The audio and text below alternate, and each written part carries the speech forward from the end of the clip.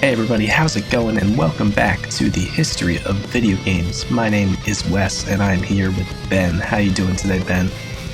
I'm doing absolutely fantastic, Wes. How are you Oh man, that was an enthusiastic response.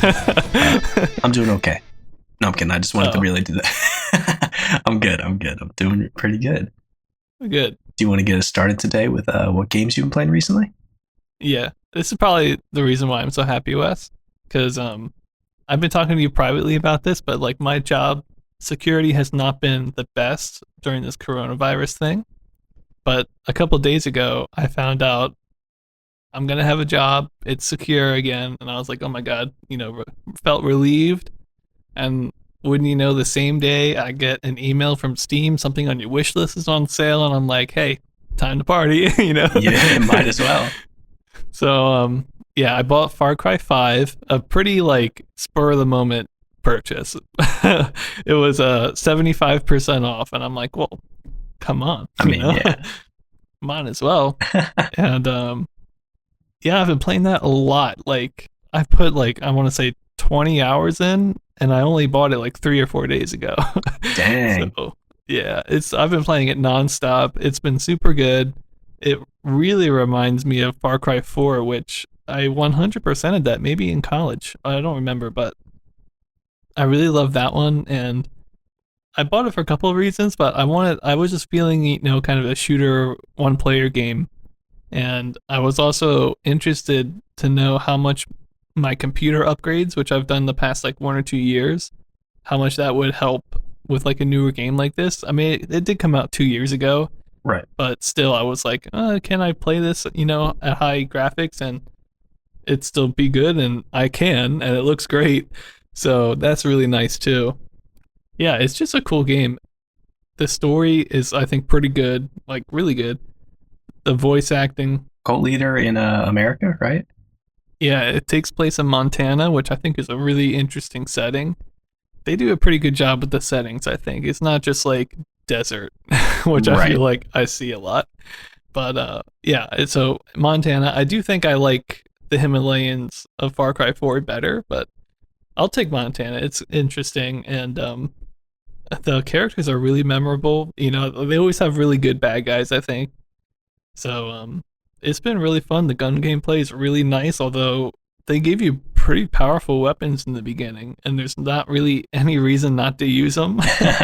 So I've just been feeling like a complete overpowered awesome player, and that makes me feel good. Yeah.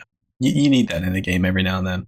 Yeah, and it's not for everybody. I'm sure some people will be like, okay, I liberated 17 outposts. I don't want to liberate number 18, But sometimes you just like feel like liberating a bunch of outposts. I don't know.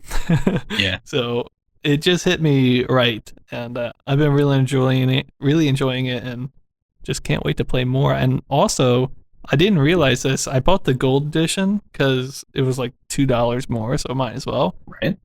And when I bought it, it was like, you now also own Far Cry 3. And I'm like, oh, nice. Double whammy. So, which I know is like, I think, did you play that one, Wes? I want to say I you did. played that one. Yes. Yeah. That's actually, I was going to mention that. I played Far Cry 3, didn't actually beat it just because, kind of, as you're mentioning, for me, the gameplay style of like liberating all the outposts didn't really gel, or like I wasn't feeling it when I Right. first started playing the game. Mm-hmm. But it's really fun. And of course, that like, I remember all the hype around it when the Ash, I think is his name, the main bad guy in that, like, because his voice acting is absolutely insane, and there was a big like E3 trailer or something. But yes, that's a great game. Do you know if you got Blood Dragon too? Far Cry 3 Blood Dragon? I don't think so. I think I just got the base game. That's a standalone. That's Far Cry 3, but like in 90s version of the future, like everything's techno. It's ridiculous. Yeah. But anyway, yeah. Yeah, so I have that to play with as well. And then something else I didn't expect is apparently there's a Far Cry 5 arcade, and it seems like there's a map editor, and you can go in and play other people's maps. Oh, crazy. So yeah, it seems like there's almost an infinite amount of content, which is crazy. Like, I haven't looked into them too much yet because I've been doing the main story, but like one of the ones that they showcase is like a Mars version of Far Cry 5 that somebody made, and I'm like, oh my gosh, that's incredible. So I think there's a lot to look forward to in this game yet, and I already got my money's worth. I feel like so. Yeah, I've just been having a good time with it. that's awesome. Yeah, I remember seeing it advertised and it looked really fun. I think at that point I was like hyped out of the whole Far Cry genre, but it's a very Right. like unique type of game, and they just kind of like do chaos well, like with how crazy the fights can get. Yeah. One thing that seems a lot better in this game than in the previous one is that the side missions, you actually get to know those characters a little bit more. And that's really nice too, because a lot of the side characters in the previous games, I'm like, I don't know who you are, or they weren't. It was just like some random farmer that you were doing quests for. Right. And this one, they're actually like real characters, and sometimes they take part in the story missions in some way or another, and that's cool too. So, and it was cool because I just liberated like one of the three big zones, right? Killed like one of the big mini bosses, and in the end, you have this bar scene where you're all celebrating, and it's like with all those quest givers that you had been doing these quests for, like they all come in. Oh, And I'm like, nice. oh wow, this is actually really cool. So yeah, that part is cool. Montana isn't quite as cool, but then again, I've only explored a third of the map, so Right. who knows? And sometimes the story feels like a little forced down your throat. It's like you open up a door and some guy just like, nothing you can do. It's just a cutscene, hits you in the face, you faint, and you're like, dude, I just took out like 500 people. Are you telling me I can't walk through a door and not know there's a guy there? Right. But They gotta kill the unkillable machine somehow. They gotta yeah, make you fallible or something.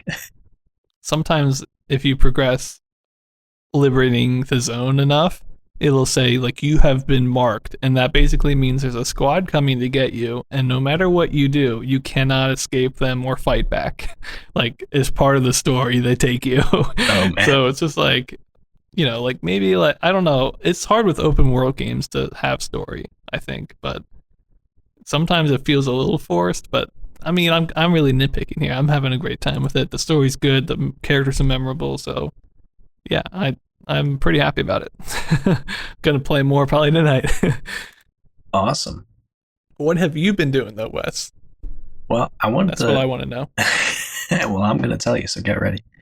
Um, First, I just wanted to start off and mention I'm still playing and loving Escape from Tarkov, which I feel like is a great sign. Nice. Means I'm probably going to keep grinding to get better at it. Still at the point where they haven't wiped everybody's account, so I'm just like spending money willy nilly, and I don't care if I die with like super good gear, so that's kind of nice. But Right. also, hopefully, after the wipe, it'll help me be a little less like stressed when I take in like a gun, had enough money to buy a silencer, and then I use it, because that was really hampers your enjoyment if you're not good at the game like me. But so that's been going well. I'll probably talk about that more in depth later once I've played it more after the wipe hits. But the main thing that I've been playing that I wanted to talk about is I got a huge desire for some Star Wars nostalgia. Oh, okay. And I was like, I think I bought Star Wars Republic Commandos on Steam in like a humble bundle. And I have it. And I downloaded it. And it is so good. Yeah, that's like one of the best of all time, I think. Yeah. And you and me talked about it in college a lot, I think, because I think I played through it for like the fourth time in college. Yeah. And I don't know if we really talked about it much on the show, but it's like one of my top games of all time. Yeah, And I same. thought yours as well. Yeah, yeah. I gotta say, I mean, it's when you're playing it on a bigger monitor than the game was meant for, and it's like this Steam release. There definitely is some jank in there that made it a little difficult. Like the sensitivity was like up to 1,000,000 on any of all of the menu screens, and you couldn't change it, so that was a little rough. But once I slogged my way through the menus and got into the base game, I was loving every second of it. The just the characters are so good in that. The other commandos on your team. Hmm. I love the voice actor who does the main character, who is Jango Fett, if I remember right, the same guy who played Jango Fett, who was the start of all the clones in the Star Wars movies. It's just, I don't know. And it's a weird, like, on rails sort of squad system where, like, you can't tell a person to take cover behind there and then they make their own decisions. You're like go to this position and shoot an anti-armor gun or whatever. So they're very like tailored battles. You only have like a certain amount of options available to you, but it still Hmm. just feels really good the way it plays out. Like when you're like, okay, you snipe, you throw grenades, you get out the anti-tank gun or whatever, and just like, I don't know, still has so much replayability even though it's the same pretty much every time. And I just love the story. I think that's the big thing for me. This could just be like me remembering it wrong, but I remember it being like the first time Star Wars got like a little gritty. You know what I mean? Like it wasn't. It was like a mature story, and it wasn't just like some fantasy hoopla. You know? Yeah, definitely. They definitely paint the characters. I mean, like the sniper dude Sev, he's real gritty and always talking about destroying the Geonosians and whatever else. Yeah. But it also has a real like sort of sad cliffhanger ending that you were like, oh shoot, they're gonna make a follow up to this, and they just never did. Oh no. Because it's one of those ones where I don't know if it ended up being commercially popular, but for me, it's just like I don't know. I want to It's say it did, but I mean, at least it has a cult following now right, for sure. yeah. So for whatever reason, they don't have a sequel, but yeah, definitely it kind of doesn't do the whole like whimsical Star Wars thing. Just flips it on its head a little bit, like Rogue One style, and it's like okay, there's a gritty part to the Star Wars universe, and it's so good. Yeah. Yeah, I love that. Trying to think of what else to say about it. I know I could probably gush about it forever, but I think that basically sums it up. I love the characters, I love the story. Playing through it for probably like the sixth time total, and I'm still loving every minute of it, even though I remember like some of the lines that all the characters say exactly. So yeah, That's yeah, awesome though. that's what I've been up to. Nice. Oh, before we go into a special topic, one other thing I wanted to tell you about Far Cry 5 and get your opinion on.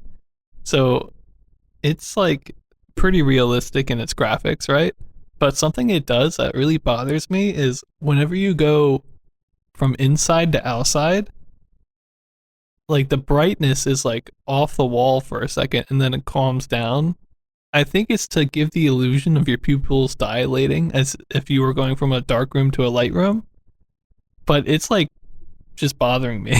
Right. And I can't turn it off. And I just feel like it's one of those things where it's like maybe it is more realistic, but I also have eyes that I'm looking at the screen right now. I think they can dilate themselves. I don't know. Have you ever seen anything like that? Yeah, I think it's sort of falls under the category of like bloom, right? In lighting. Yeah, I have bloom turned off though. Huh. So maybe it's not that. I forget what games I've Or maybe seen I and actually, maybe I have motion blur turned off and bloom isn't an option now that I'm thinking of it. it could be. But yeah, it's really weird. I Yeah. don't like it at all. But Tarkov has that and like hmm, it's not super extreme, but also makes sense because it's like this military sim kind of shooter. Like it's supposed to be right. fun, but still like pretty hardcore. But even then, it's not like you're blinded. It's just like if you're in a dark spot looking out into a light spot, it's harder to see, which Hmm. makes sense.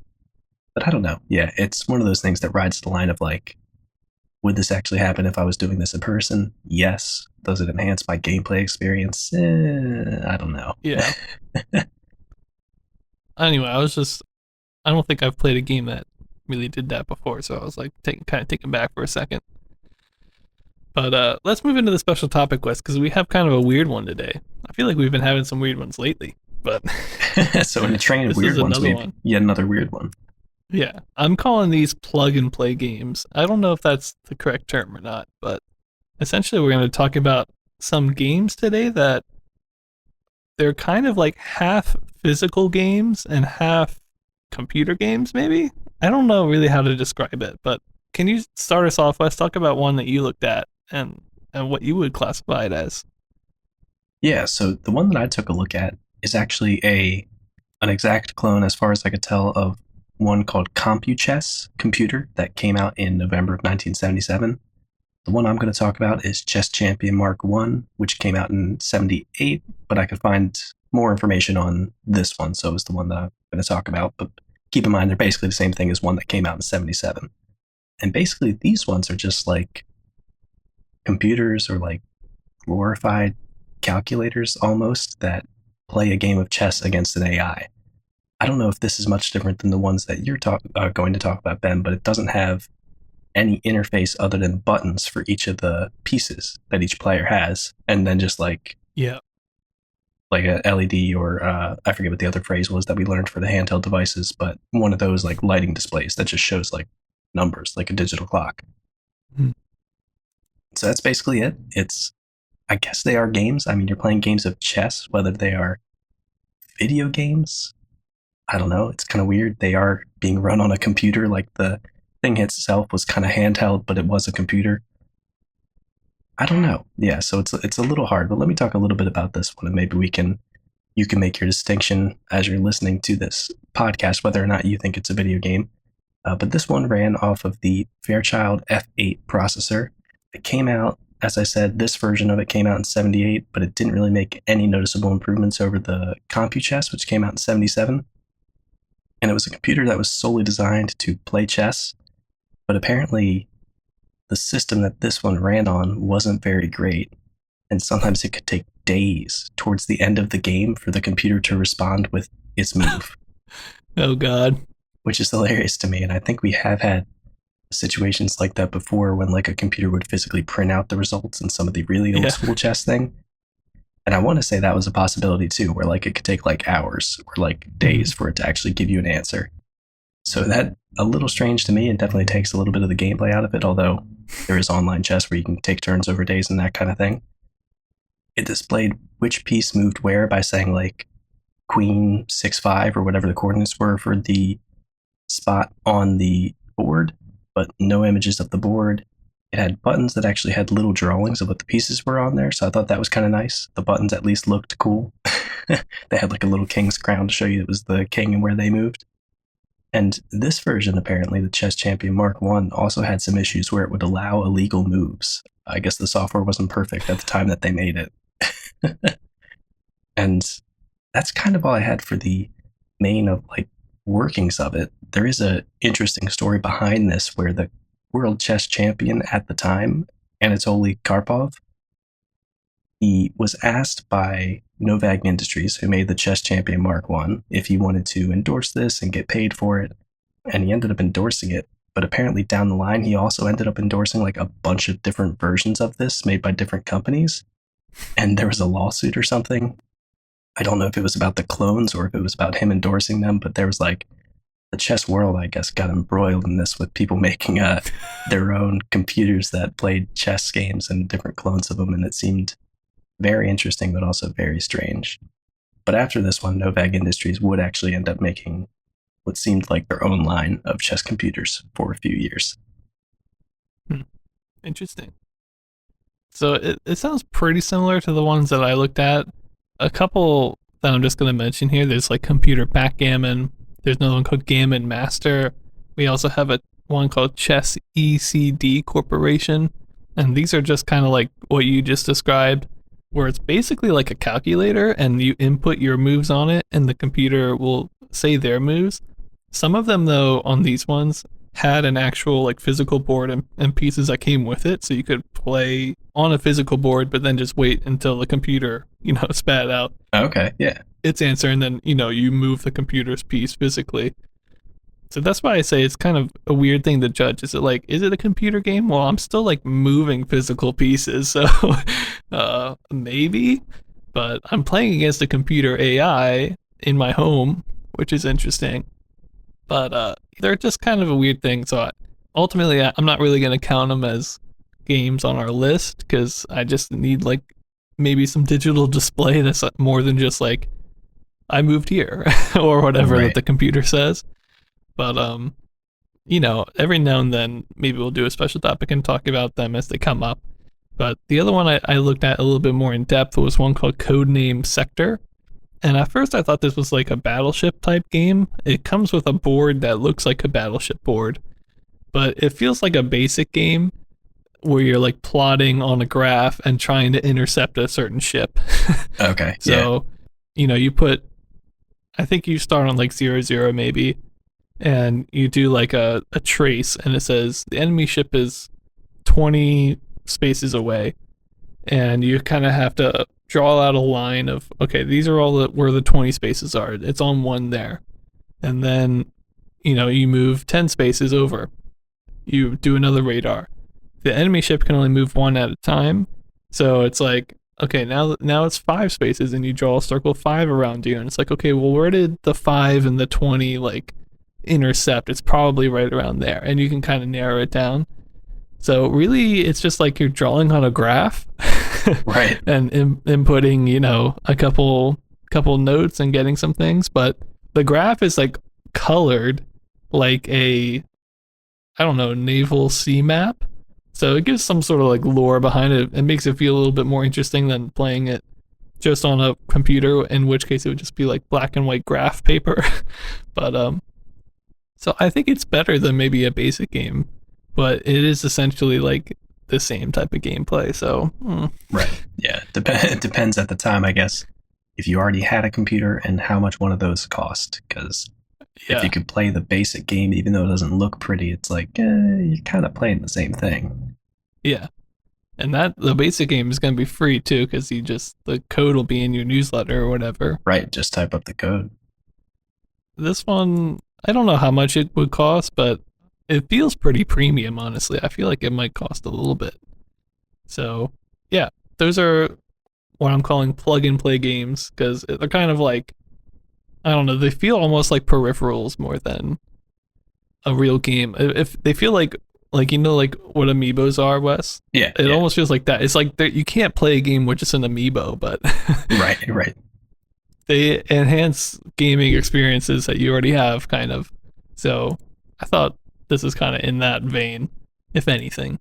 But yeah, so those are some plug and play games. We'll talk about them as they come up. But for now, why don't we take a moment, listen to some music, and return in a bit.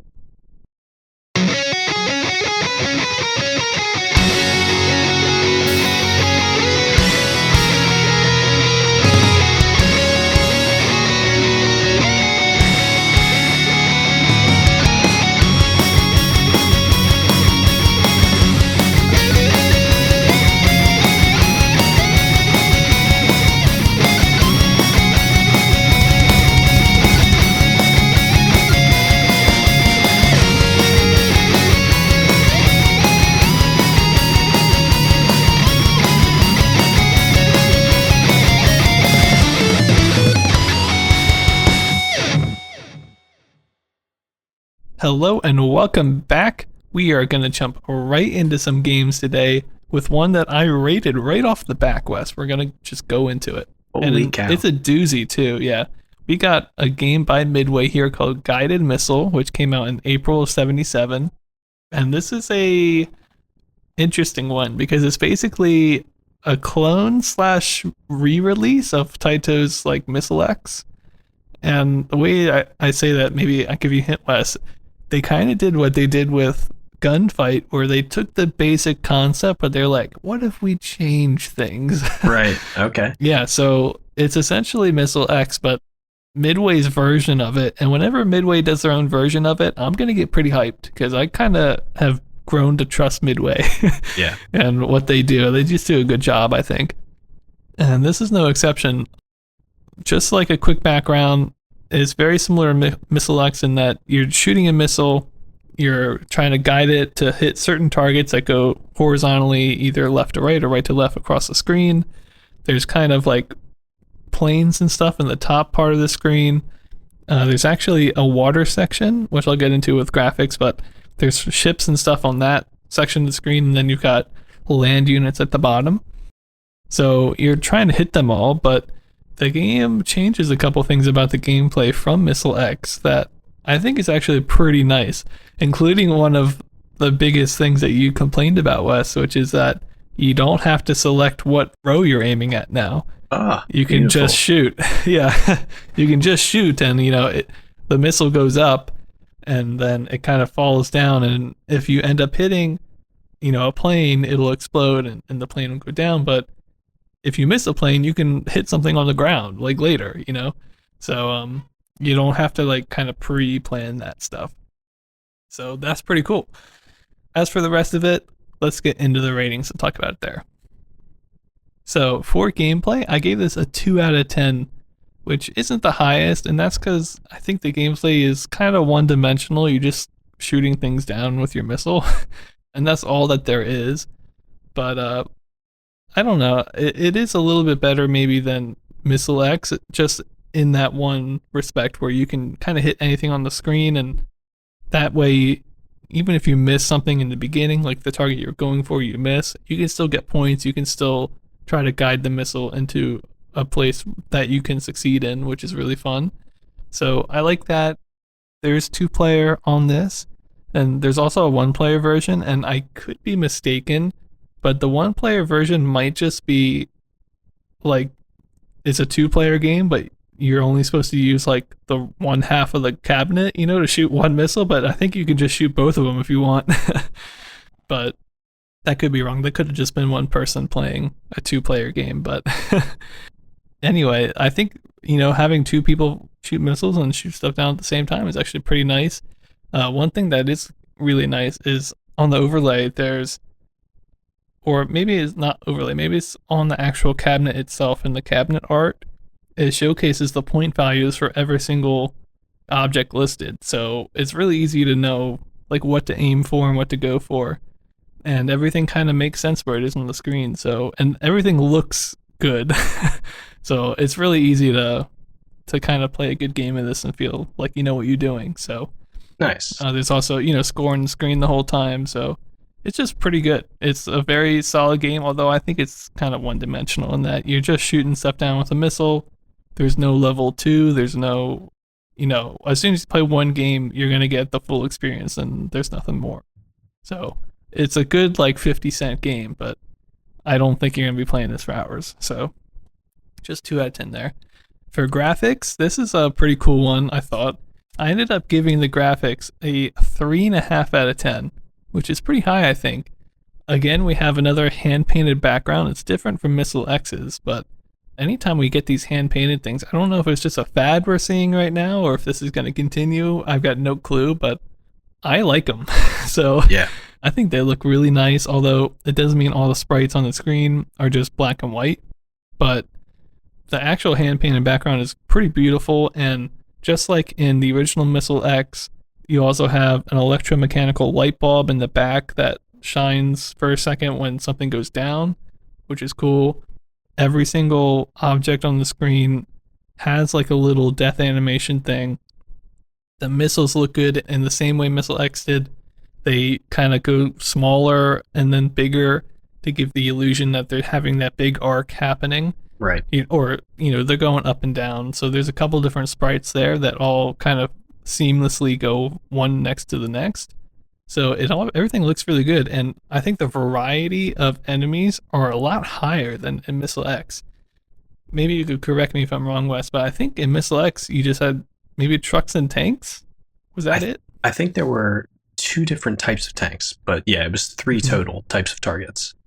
In this one, we've got helicopters, submarines, a ship, a single plane, which was like a biplane looking thing, and then like a group of planes, but they were like mini tiny planes, like 3 of them, which is very interesting. You still have tanks and you still have trucks. So the variety is a lot more here, and they all look really good. They don't have like animation necessarily, but I think the sprites all look really good on them. There's not one that sticks out as being bad. So it's pretty cool, and it also means that it's a lot easier for 2 players to like kind of be looking to knock down the same thing. So for instance, in the game, the submarine is worth the most points. It's really fast, and it's not on the screen the whole time because there's a lot of sprites and there's only maybe 3 or 4 on the screen at any one time. So when a submarine does come up, everyone's going for it, and that's kind of a cool little gameplay loop too, trying to get these big VIP kind of targets. Right. In addition to that, one other thing that was really interesting was at the bottom of the screen, Missile X did this a little bit, but whenever you shoot a missile, another one gets like loaded into the launcher. Oh, there's yeah, a little yeah. animation for that. I checked it out compared to Missile X's. I think this one's a lot better in doing that. So that animation itself is like really nice. So even though it's in black and white, kinda, I was really thinking to myself, well, what's really lacking here? And I was having a hard time really thinking of much. I mean, just about everything I wanted was there. The only thing maybe would be like actual real animation on the sprites that are moving, but I mean, for the most part, it's pretty good, I think. And I would like it to be in real color and just have like good background graphics, but that's a lot to ask for. So Right. I was pretty happy. I gave it 3.5 out of 10. For sound, I think the sounds are basically identical to Missile X. You have this kind of whirly sound for the missile launching. You also have nice explosion sounds, kind of a background hum of, I don't know, a tank engine or something. And that's kind of it.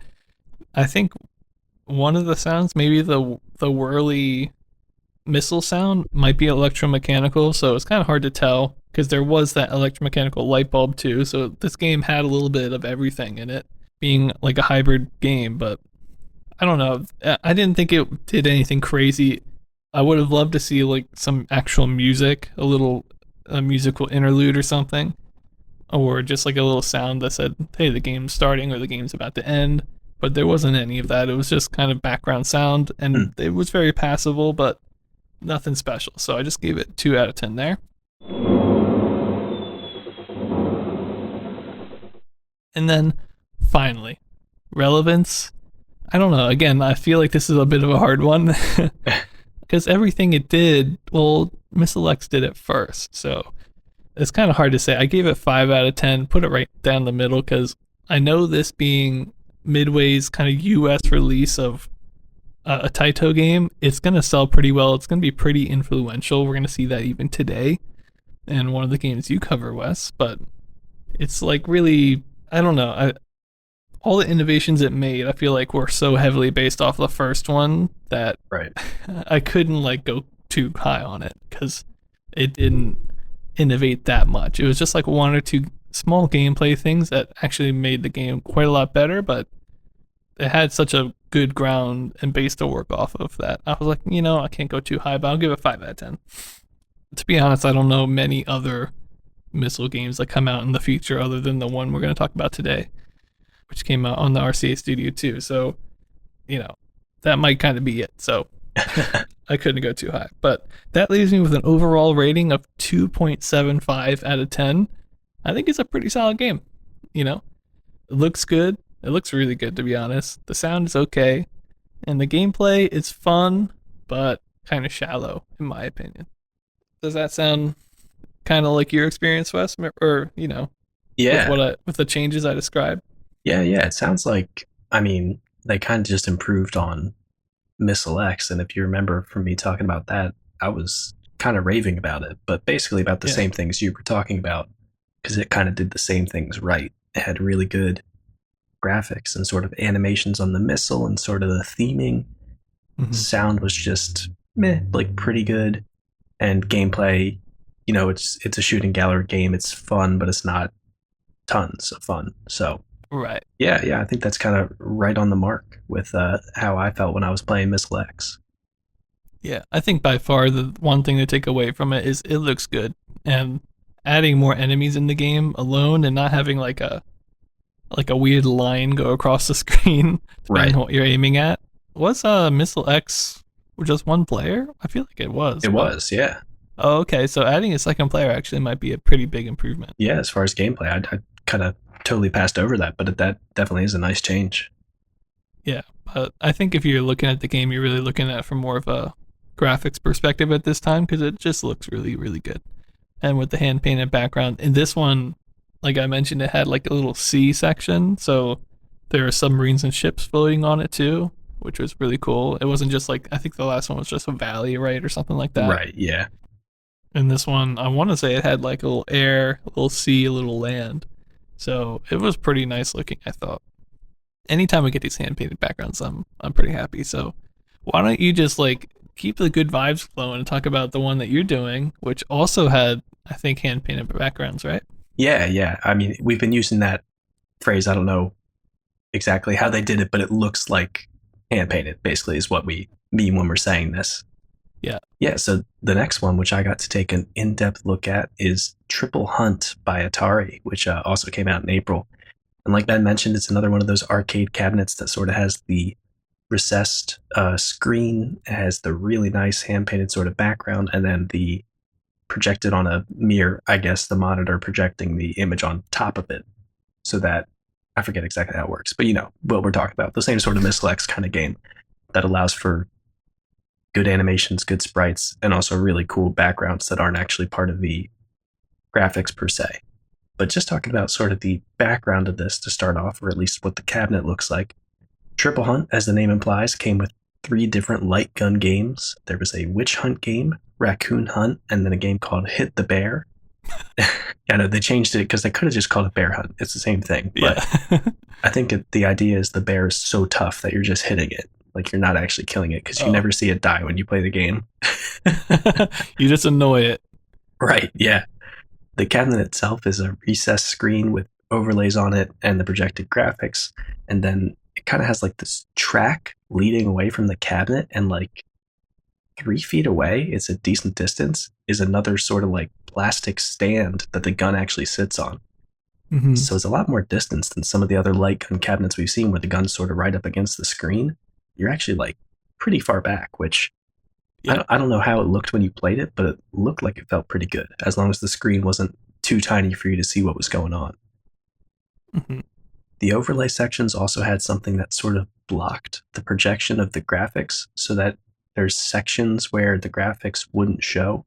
So, like for instance, when you're playing the bear one, the bear can walk behind a tree and he just doesn't show up on the screen, even though it's technically still being displayed on the monitor.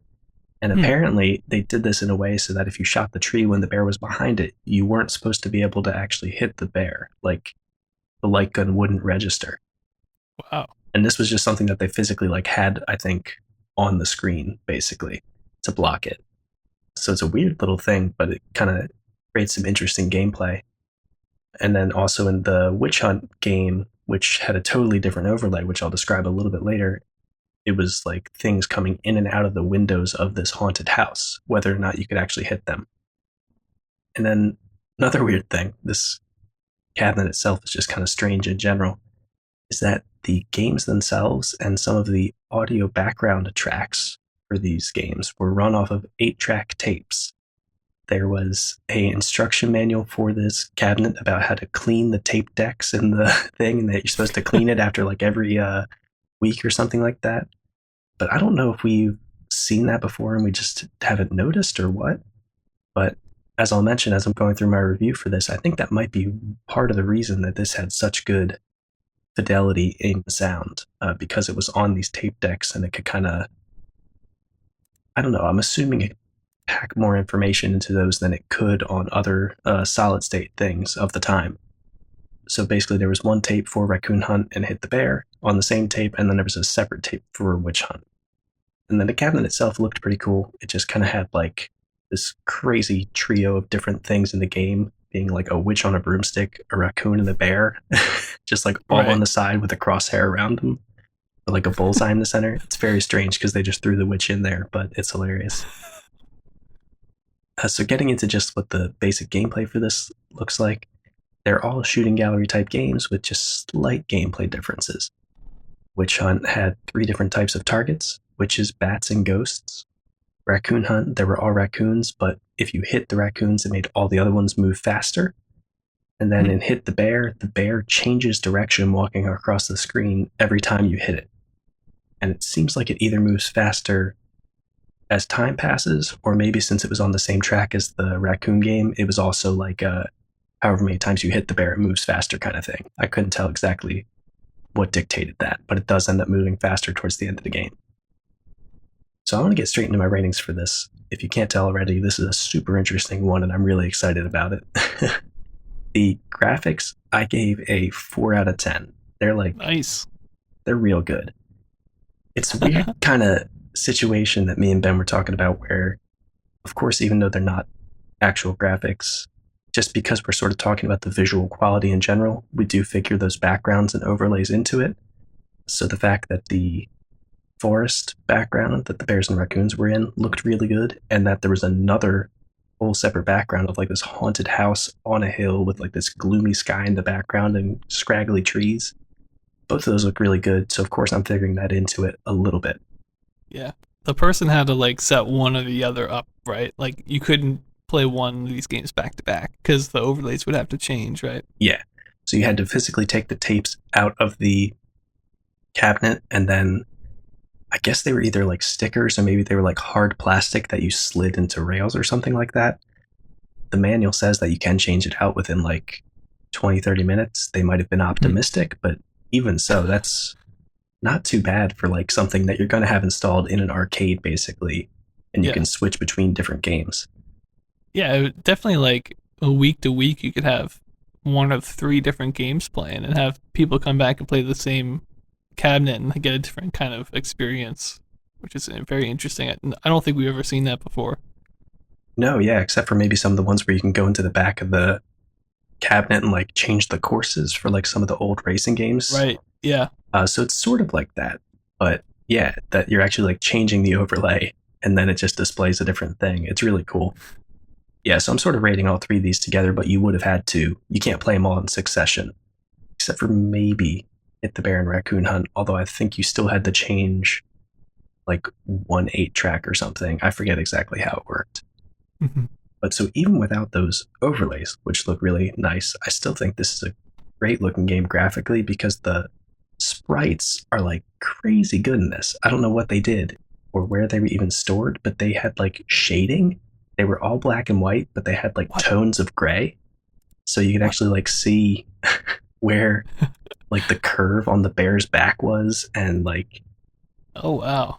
it was nuts. I don't know if you're looking up pictures of it now, Ben, or what, but I am it's looking at pictures. The and bear even stands up. it Looks does, cool. yeah, yeah. Each creature also had like 2 or 3 different sprites so that they had like fairly fluid animations. The bear had its legs moving back and forth, which looked a little silly, but still its legs moved. It didn't just slide across the screen. And as Ben mentioned, whenever you hit it, it actually like rears up on its hind legs and then goes back down and then turns the other direction. It looks really cool. The raccoons moved their legs up and down as they climbed the trees. And the witch had this crazy thing going on where her cape, broom, scarf, and hair all slightly drifted between like 2 different sprites so that it gave like this flowing feel of like a witch flying on a broomstick. It was crazy. Oh, nice. And I think really it is just like 2 different sprites switching back and forth very quickly, but it still looks Mhm. really good. And then in addition to that, Witch Hunt also had ghosts and bats that looked pretty good. I mean, the ghosts were just like silly little white blob ghosts, but they had 2 different things, so it looked like they were kind of dancing around, and the bats flapped their wings a little bit. So even without taking the overlay into account, the graphics and animations in this were really good. So that's why I gave it such a high rating for that. And now moving on to my sound rating, I also gave this a pretty high one and gave it a 3 out of 10. I think the sounds being so good were because of the 8 track tapes. Mhm. Each game had soundtracks with each of them that you played on a tape. There was apparently a 3 minute long soundtrack for Witch Hunt that played like wind and ghost noises and a bunch of other crazy stuff. And then when you played the Raccoon Hunt or Hit the Bear, they had like birds chirping and frog noises and like crickets and everything else in the background. Yeah. And it really gave it like that other little bit that we just keep saying in every game before this. I wish it had a little something more in sound in the background to help Yeah. like set the theme. And this just has it. It really helps define the atmosphere and bring you into the game a little bit more. And then that's just for the soundtracks, which are really good. But for the actual game sounds themselves, for Raccoon Hunt and Witch Hunt, the gun noises were pretty good. And there was this like weird, sharp screaming noise whenever you hit one of the targets. It was a little grating, to be honest, but I'm glad it's something new at least. And a little weird that it's the same scream for shooting a witch and a raccoon, but you know, you gotta make do with what you got. But the bear noise, on the other hand, when you shoot the bear, is like super good. It just sounds like this like electronic low grumbling roar. And it's obviously not super high quality, but you know exactly what it's supposed to be, along with the animation of just like this bear rearing up on its hind legs and roaring at you. So they did a really great job with that.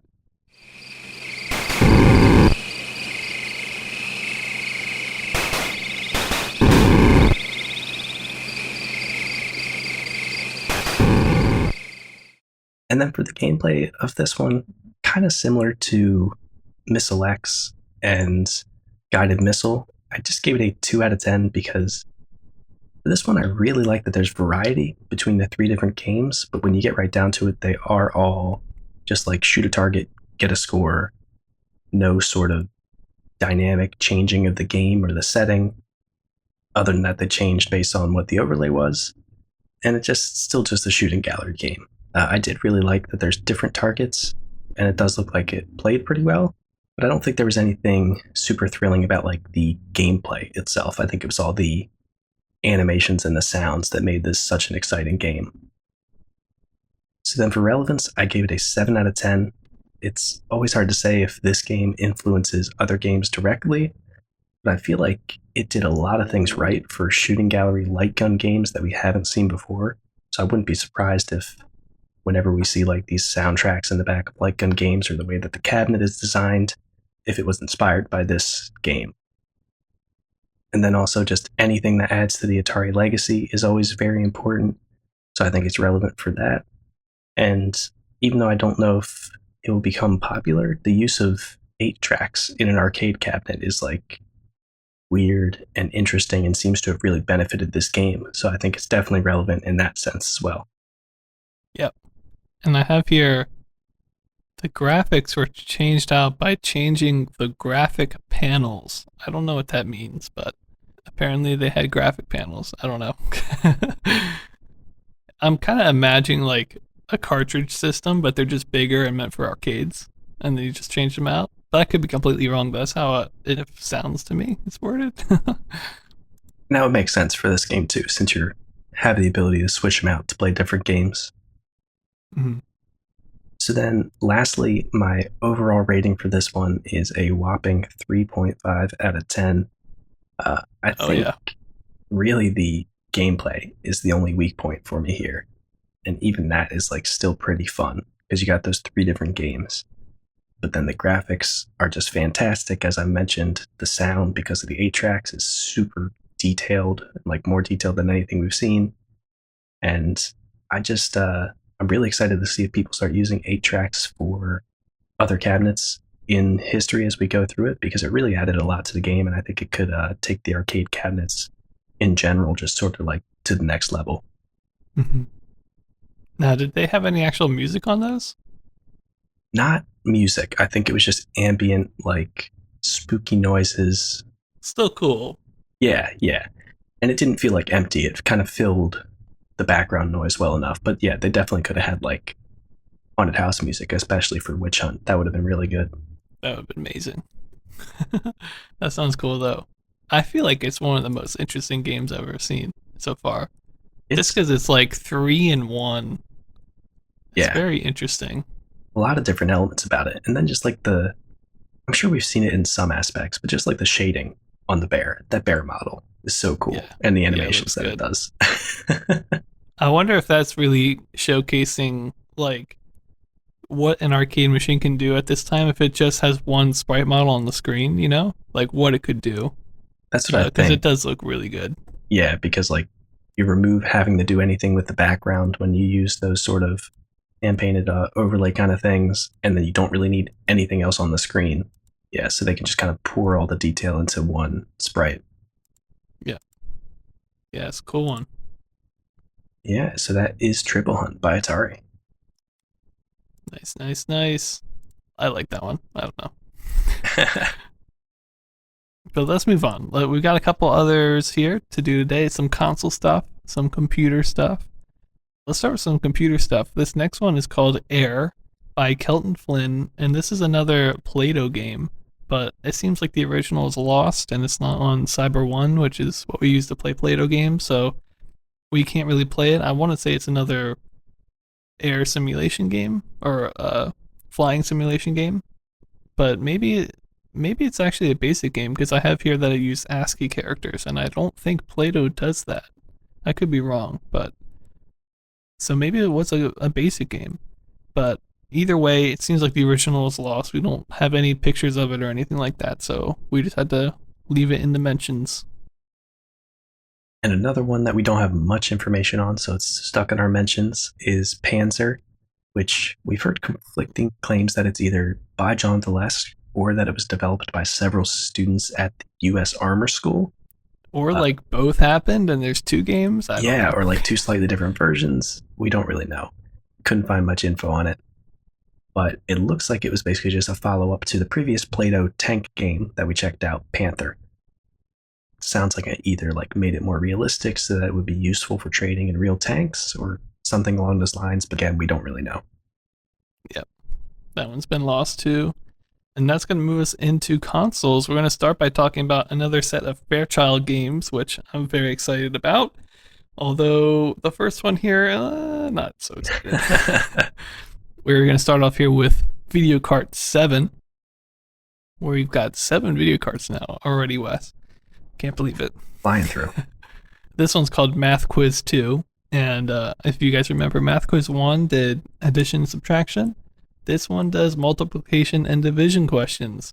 And we'll show you the answer if you get it wrong. So I guess it's a game. Too bad they couldn't fit that on one video cart, man. You gotta I know. gotta buy them both.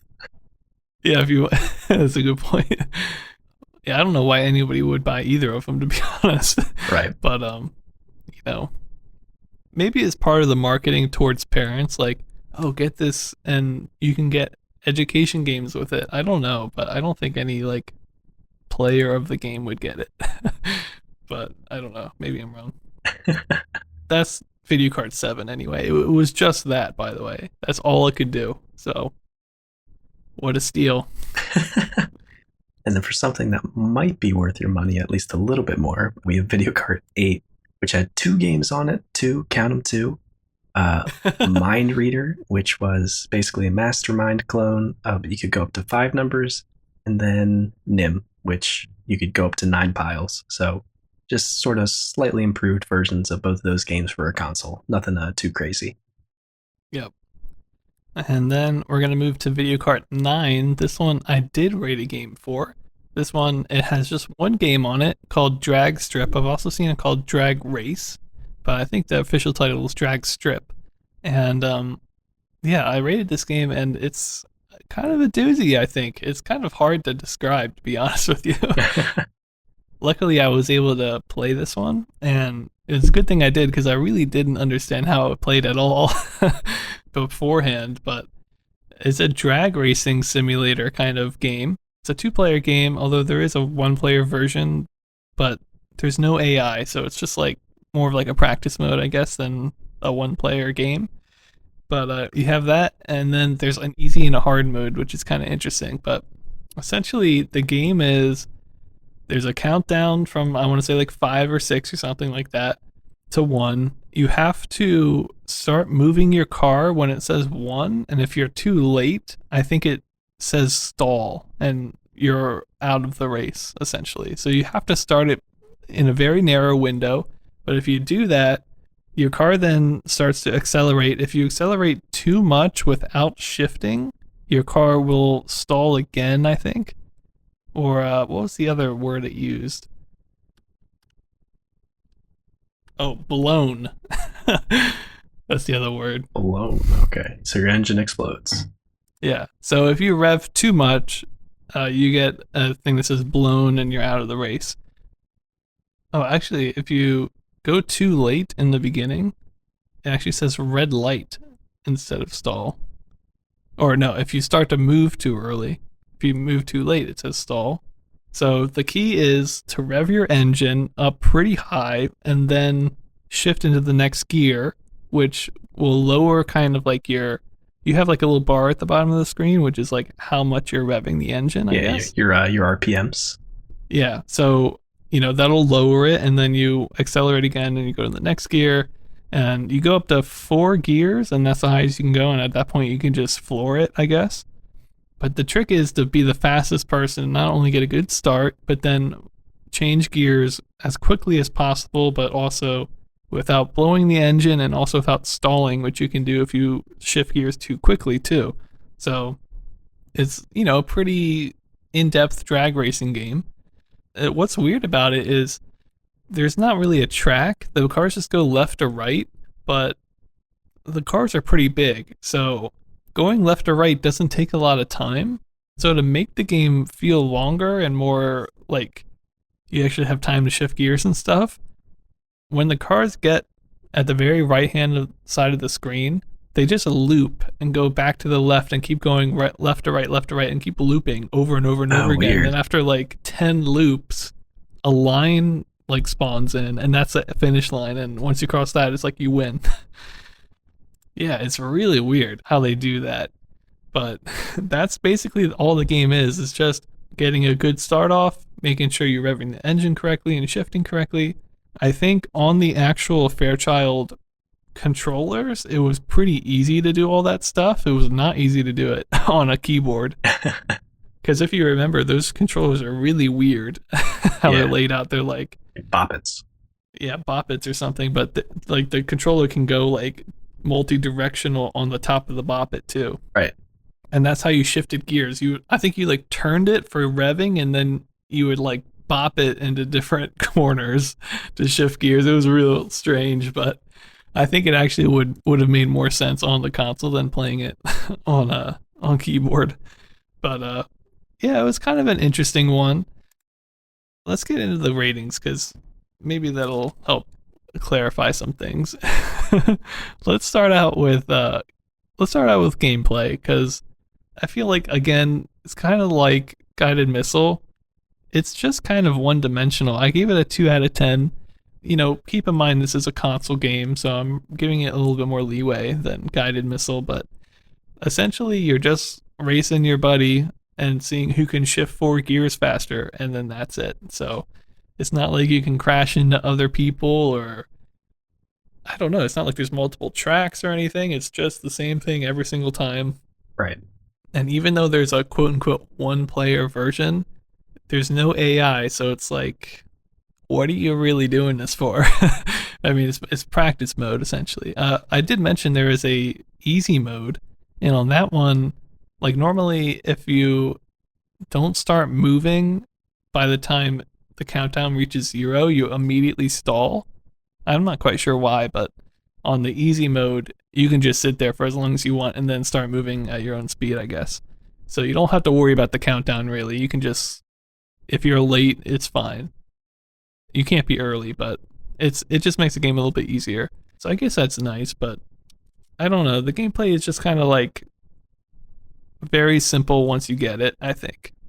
There is some like difficulty in accelerating at the right time, but when I was watching people play this that knew what they were doing, they would win every single time. So I feel like you get used to it. And once you've won it, I think there's not really any reason to keep playing, in my opinion.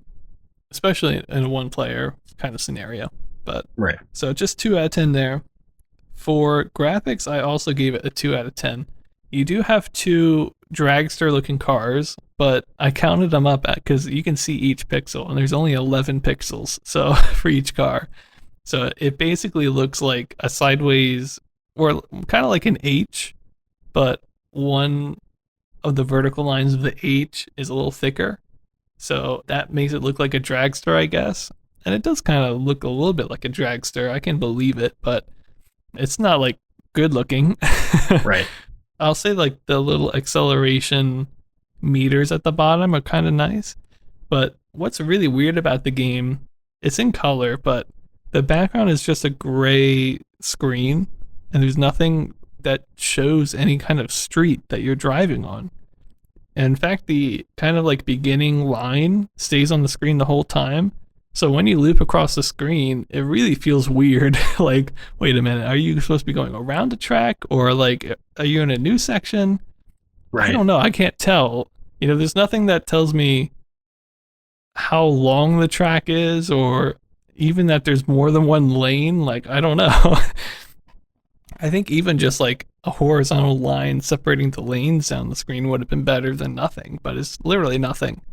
And also, like, at the bottom of the screen, you have a number that shows what gear you're in, but then in between rounds, that's also the score number.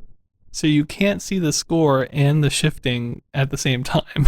It's one Hmm. or the other and it switches. So it's like, I don't know. I just found it to be kind of weird looking and like very just bland. I don't know. I feel like we've talked about this before, but like when we used to play Pong games and there was like no border around it, it just didn't feel as good as it does when there's a border, just like encompassing what you're looking at. Yeah. And there's no border here, and it just feels really weird.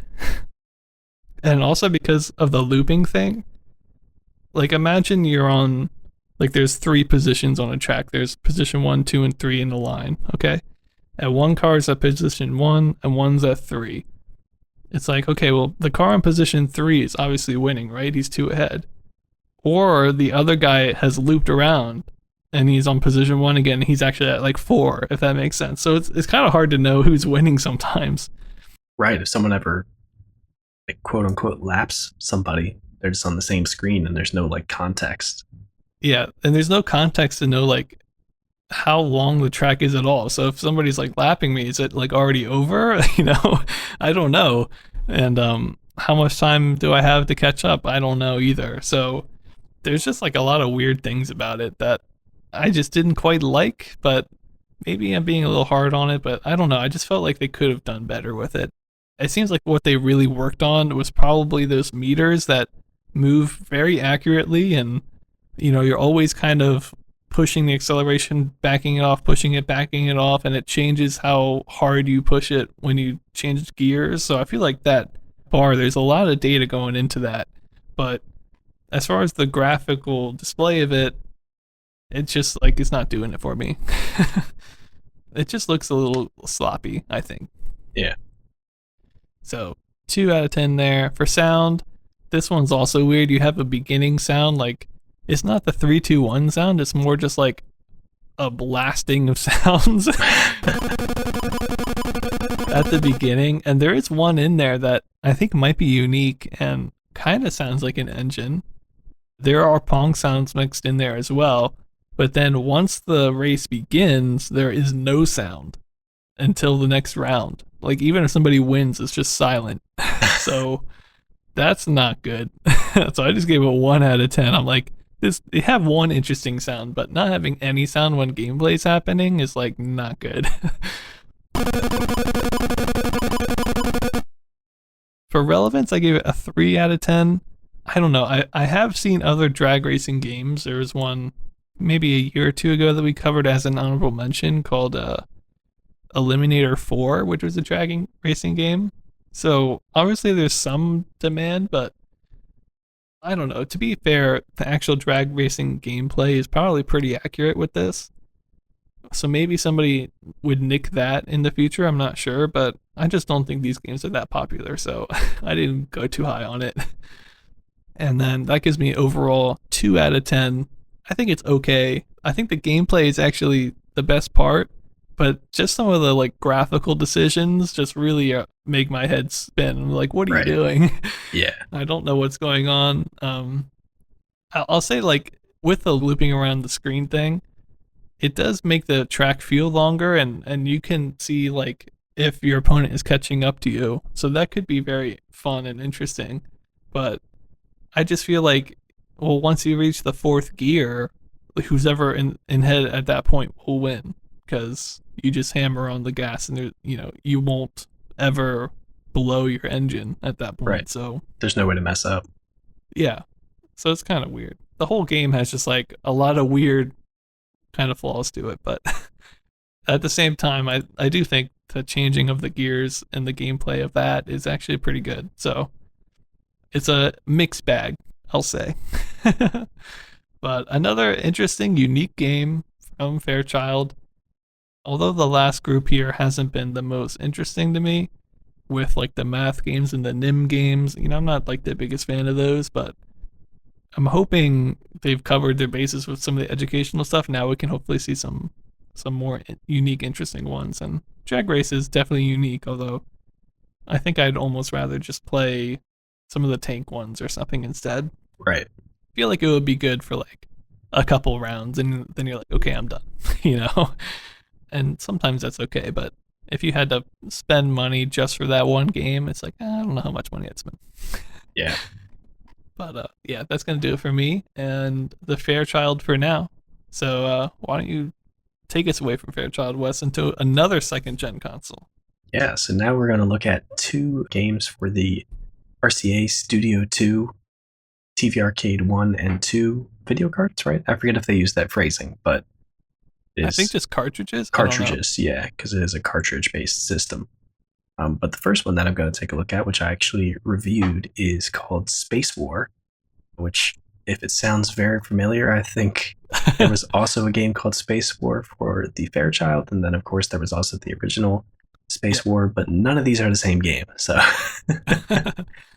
so this Space War actually had two sort of variants. I think they ended up playing like different games, but they're basically like variants of the same Space War game, kind of. It had vertical intercept and horizontal intercept. Horizontal intercept was a single player game, and vertical intercept was 2-player. The box art for this cartridge is real strange.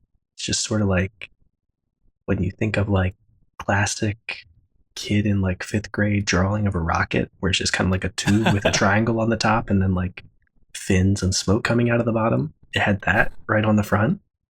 And then right next to it, it's just like this really strange perspective view drawing of two people just like staring at the TV in the console, and Space Wars playing on it. It's real weird. I love it, but it's like the one dude looks like he doesn't have like any legs, and like he's either kneeling or just like standing, but his legs are like 1 inch tall. I don't know. It's very strange. But anyway, getting to the important part, the gameplay for this horizontal intercept. You basically have a missile at the bottom of the screen, or some kind of projectile that you shoot up into the air to hit asteroids/UFOs. I don't really know what they were supposed to be. And you can steer the missile left or right after you fire it to hit the different targets. Targets can appear at different heights, and there's also different sizes of targets. I think 2 different sizes. And basically, you have 20 shots to hit as many of the targets as you can and to get a high score. I didn't really know for sure either, but it also seems like smaller targets move faster and were worth more points. So typical sort of shooting gallery sort of thing. I think this is what you're alluding to, Ben, where it's sort of like a console version of the sort of Missile X type game. Yeah, I actually read that. I think it was. What's the second one? Is the second one the vertical one? Vertical intercept, yes. I think that one is supposed to be their version of guided missile.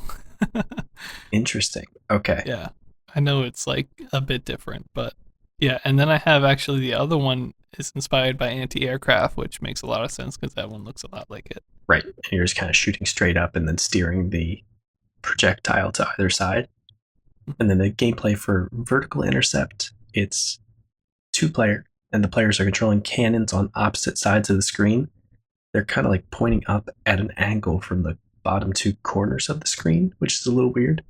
Yeah. You have unlimited ammo, but you also have a short time limit, and there's only one target on the screen, oddly enough, that's right in the center and moves vertically up and down.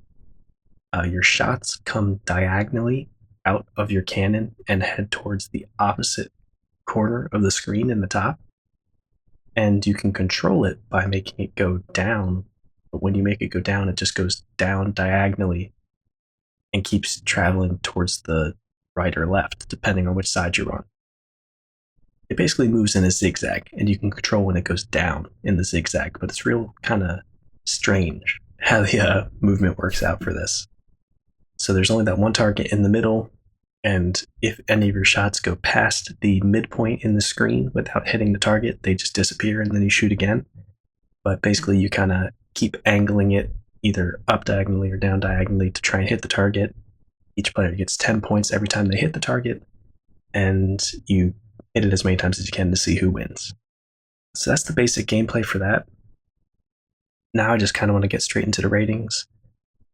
Graphics for this, I'm not a huge fan of RCA graphics. As I have said when I talked about Freeway, I gave this a 1 out of 10. The RCA Studio 2 just has black and white graphics. Not much is really going on in either of these games. The one thing I will say is that the cannons do look pretty cool and unique in vertical intercept. I think that's partially because they put them on an angle so they could kind of like angle the pixels in a way that made them look cool. But all the other objects are basically just squares with two pegs on the side so that they kind of look like Saturn or like just this bumpy square.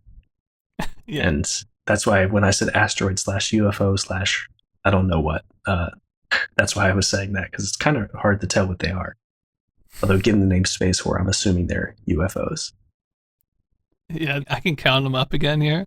For the missile and the horizontal intercept one, it's only 5 pixels. So compared to the 11 of the Fairchild, that's quite a bit lower. Yeah, there's not a lot going on with that. And like I said, vertical intercept, one of my favorite parts visually is the cannons. Mhm. Horizontal intercept doesn't have a cannon. It's just like this little upside down tuning fork kind of shape that's 5 pixels total, and Yeah. it doesn't look too great. It reminds me of the green like mantis looking dudes in Galaga. I don't know why, but I thought that when I played it. Yeah. But it just kind of shoots straight up with no context of like if it's shooting out of a cannon or what's happening. You could just be flying your ship into asteroids for all I know. So graphically, it wasn't really doing it for me. I am glad that there was variation between the targets in horizontal intercept. There was like 2 different sizes, but still they didn't look super great. Going on to the sound for this, I gave it a 1 out of 10 as well. There are only 2 beep sounds in both these games. There's one for firing and one for hitting a target. I think we've heard both of these before in some form or another in other RCA games, and it just kind of seems like the same old stuff that the Studio 2 could produce. They fit the space genre more than they did some of the other games, but not super exciting, not super great. So going on to the gameplay for this, I gave the gameplay a 1.5 out of 10. I do really like seeing more shooting gallery type games on consoles, but neither of these are super interesting to me. I think horizontal intercept seems like a decent bit of fun because there's different targets, different speeds, and you can sort of arc your thing left or right to actually hit the target. But it doesn't seem like the gameplay's super smooth. It looks kind of jittery, so it just seems sort of okay. And this was multiple people playing this where it looked jittery. So this is a case where I do think pretty confidently it was the console and not like the display of whoever was playing this game. Mhm. And then for the gameplay of vertical intercept, I think it really suffers from only having that one target in the center that you're both always shooting at to compete. If you and your opponent know the game well, you're just always going to be able to hit the shots. And it does this weird little thing where when somebody hits the target, it freezes for half a second. So if you both hit it at the same time, there's just like this strange stutter of like, you hit it, pause, okay, now you hit it, okay, now back to normal. And it's kind of breaks the flow of the gameplay a little bit. But it just seems like if you know the game well, you're just going to be doing the same motions over and over again to hit the target. The center target does, I believe, change speed as time goes on, but it still just feels super bland. And the diagonal firing angle, although I like that it's unique, looks like really hard to gauge how you're hitting your target because you can only move diagonally. You have to like arc it up to be able to hit the target if it's moving towards the top of the screen or something. So it looks like it'd be really difficult to gauge your shots, and I don't know if it would be difficult in a fun way, at least for me. So then for relevance for this, I gave it a 3 out of 10. I really like that the RCA is bringing interesting games to consoles, but they're not really in a way that I think would draw much attention unless maybe the studio was cheaper than some of the other competitors that were doing interesting stuff so that it got into more people's hands that way. But after seeing what Atari and Fairchild are doing with consoles this year, Space War just kind of feels like it's not making a big enough splash as far as new console games. Yeah. And then so overall, I gave it a 1.5 out of 10. I do like these games more than Freeway for the RCA Studio 2. I want to say that. It definitely helps that this cartridge has 2 different games on it, so it's not like you're just getting one game. But Right. overall, it just kind of feels bland compared to other stuff that we're seeing in 77. I like the idea behind them, but it needs like more graphical fidelity, more sound, or better theming or something to help it kind of compete with other console games of this year. Yeah, if you compare it to like the last Atari one we did, the video pinball was like so good, and then this is feels so like stripped down everything. Yeah. And even the Fairchild, which their games aren't blowing everybody away, but they're at least like the color helps, and also Yeah. they're weird and interesting, and they have some pretty fun ones in there. So it's, I don't know. Yeah, there's no like weird lagging thing that happens with the Fairchild, but it seems like the RCA Studio 2, they're just pushing the hardware as much as they can to the point where it's like actually detracting.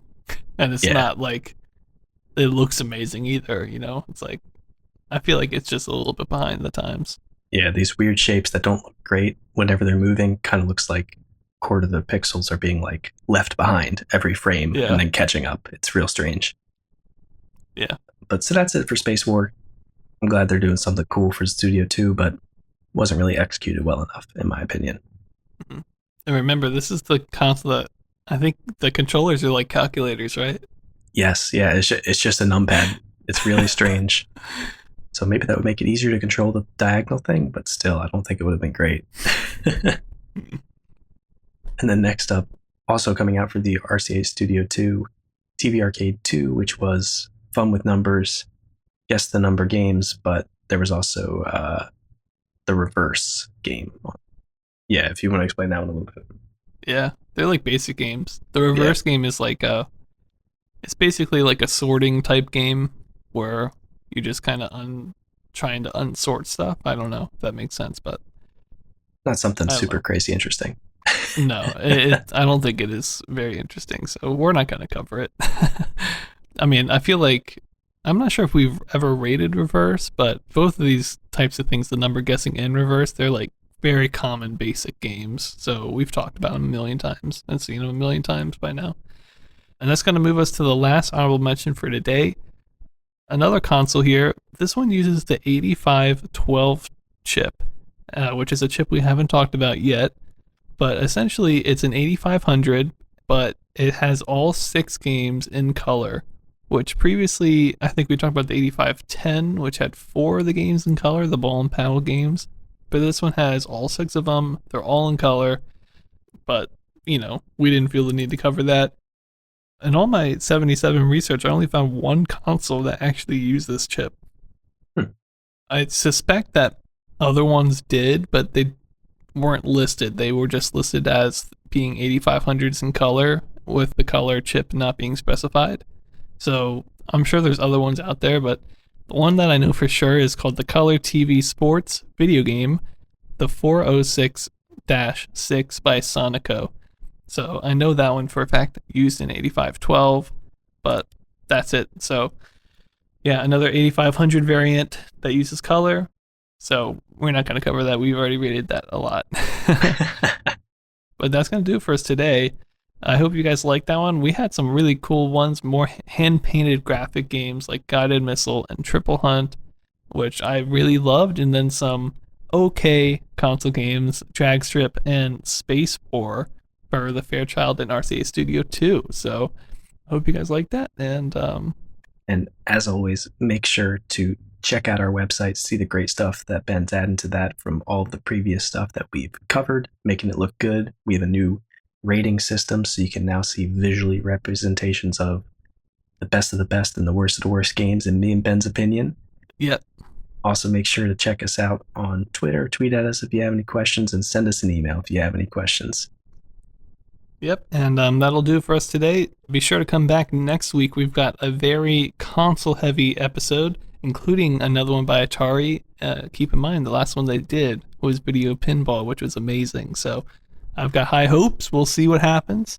But until then, we will see you guys next time. See you guys next time.